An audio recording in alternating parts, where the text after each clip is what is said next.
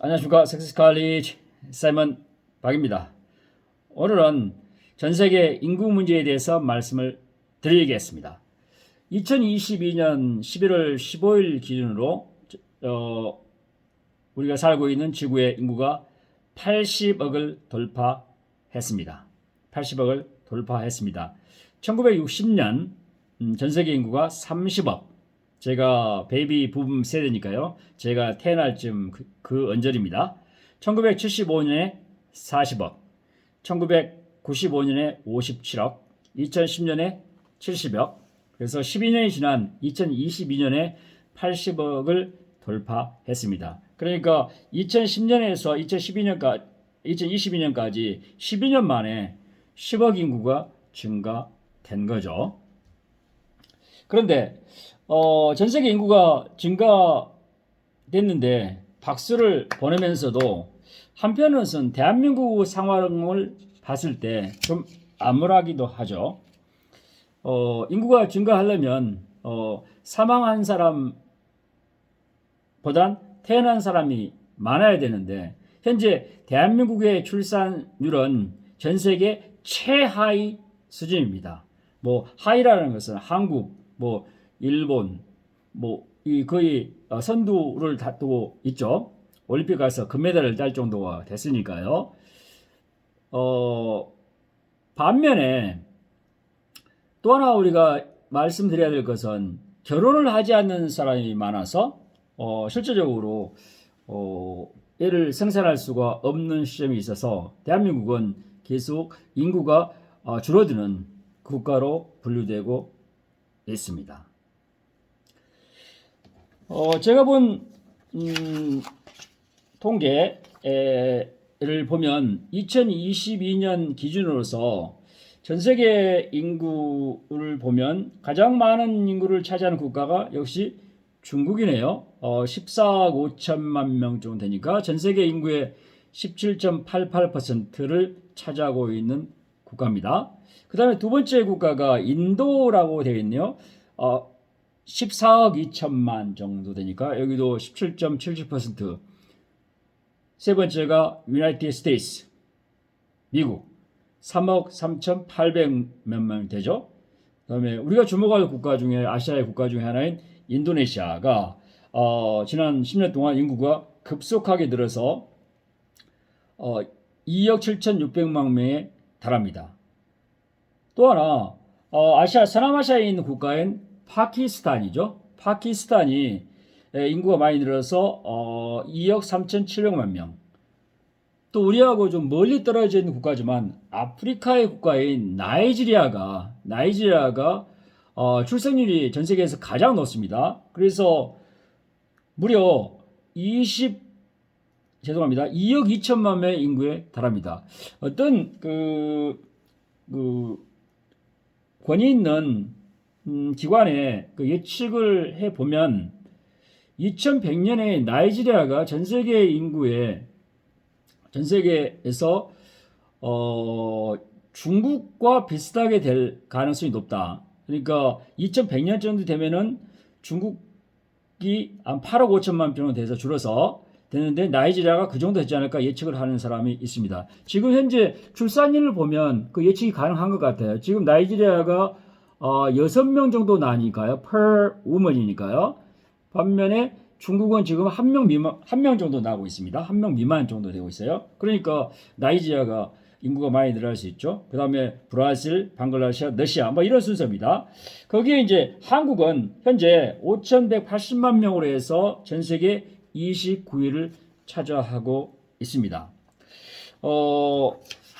현재 전 세계 29위니까 상당히 인구가 많은 나라다 이렇게 우리가 안주할 수 있고 아니할 수 있겠지만 그림을 하나 보면 우리가 얼마나 심각한지를 이렇게 알 수 있습니다. 제가 하나 보여드릴까요? 이쪽에 위에 있는 그 그래프 보면 population 피라미드죠. 인구 피라미드죠. 보니까 위에가 파키스탄입니다. 상당히 안정되어 있지 않나요? 출산을 많이 하고 위에는 나이 드신 분이 적고 반면에 이쪽 아래 이쪽은 대한민국입니다. 이쪽에가 이제 위쪽 부분이 50대 60대 세대 우리 베이비 세대 많이 났던가 봐요. 그런데 이쪽 아래는 지금 아주 불안하게 출산율이 급속하게 줄어들고 있습니다. 그래서 한국은 인구 측면을 봤을 때는 좀 희망이 상대적으로 없는 국가로 분류되고 있습니다. 그런데 이런 차원에서 한국이 그러면 어떻게 인구를 늘려야 될까? 쉽지 않은 문제입니다. 지난 한 20년 동안 역대 정부 모두 인구를 늘리기 위해서 대단히 많은 재정 정책을 그다음에 행정 정책을 펼쳐왔지만 인구는 도리어 감소하고 있습니다. 현 추세를 봐서는 한국에서 인구가 늘어날 수 있는 자연 출산으로 인해서 인구가 늘어날 수 있는 가능성은 대단히 희박하다 이렇게 생각이 됩니다. 그러면 이런 시점에서 인위적이라도 급처방이랄까요? 인구를 늘릴 수 있는 방법이 없을까? 한번 생각해 볼 수 있는데 사이먼 박은 저는 인구 전문가는 아니지만 제가 평상시에 생각했던 것 중에 두 가지 정도를 시행하면 급속하게 인구가 줄어든 것을 막을 수는 있다. 또는 인구를 좀 늘릴 수 있다. 이렇게 생각하고 여러분들에게 대안을 제시해 볼까 합니다. 첫째는 대한민국에 남성들이 군대를 가는 국방 의무, 징병제를 철폐해야 된다고 생각합니다. 징병제 철폐. 그러니까 남성들이 했던 국방 의무를 철폐하면 남성들이 경력 단절이라든가 그다음에 군대 갔다 와서 뭘 한다든가 하는 게 아니라 결혼을 먼저 할 수도 있고 결혼을 먼저 하고 직업을 구할 수도 있고 대학을 졸업을 나가서 바로 결혼을 할 수도 있고 이런 장점이 있어서 이렇게 되면 자연스럽게 결혼 연령을 몇 년씩 낮출 수도 있고 그래서 인구를 늘릴 수 있지 않나 그런 생각을 해봅니다. 이것은 인구를 늘리는 획기적인 방안일 뿐만 아니라 현재 사회 문제화될 수 있는 청년 실업이라든가 젊은 사람들의 실업을 줄일 수 있는 방안이라고 생각합니다. 다시 말해서 국방 의무를 다시 말해서 징병제를 철폐하는 모병제를 실시하자. 지역군인제를 만들자. 그러면 인구 문제도 자연스럽게 해결된다. 이런 대안을 여러분들에게 제시하고 싶습니다. 이것은 개인적인 의견입니다. 두 번째는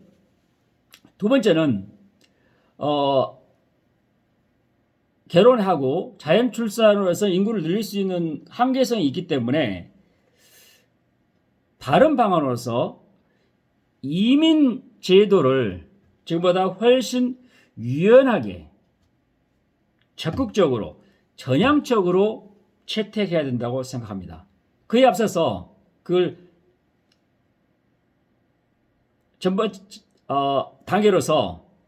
사전 단계로서 이민청을 설치해서 적극적으로 외국인이 한국 와서 살 수 있는 권한, 살 수 있는 시민권을 줘서 인구수를 늘릴 수 있는 방안도 강구되어야 된다고 생각합니다. 구체적으로 말씀드리면 한국에 이미 와서 대학을 다니고 한국에 와서 대학원을 다니고 있는 교육받는 외국인 인재들이 아주 많습니다.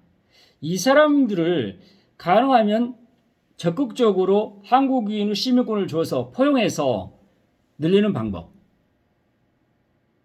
저는 대안이라고 생각합니다. 그런데 현재는 한국에서 공부하고 연구해서 학위도 받고 학부 받고 그 다음에 대학 졸업하는 거죠. 또는 석사, 박사 받은 사람들이 그냥 여기서 한국에서 장학금을 받고 공부하고 나서 바로 본국으로 돌아가 버리는 그런 일이 너무나 많은 것 같습니다. 이것은 큰 손실이라고 봅니다. 이런 사람들을 적극적으로 한국민화하는 그런 법안, 정책적인 대안을 마련하는 것도 좋은 방안이지 않나 이런 생각을 해 봅니다. 제가 말씀드렸던 첫 번째 징병제 철폐 국방의무를 없애버리자 이거 이야기하는 것하고 그 다음에 이민청 설치 같은 것은 상당히 민감한 제안입니다. 그래서 사이먼 박 선생 너무 과격하게 제안하지 마세요. 저는 그런 걸 싫습니다. 이렇게 하신 분은 모르겠지만 우리가 좀 열린 마음으로 포용적 마음으로 외국인을 한국인으로 살 수 있도록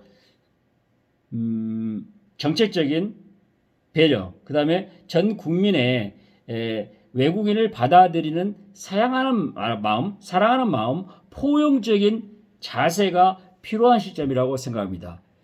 그렇게 해서 우리가 원하는 만큼의 인구를 유지해야만이 대한민국 현재 누리고 있는 경제적인 영향력, 문화적인 영향력, 그 다음에 국방 외교적인 영향력도 유지하면서 21세기의 강국으로서 자리를 유지할 뿐만 아니라 계속 성장 발전하는 선진국으로 되지 않을까 그런 생각을 해봅니다.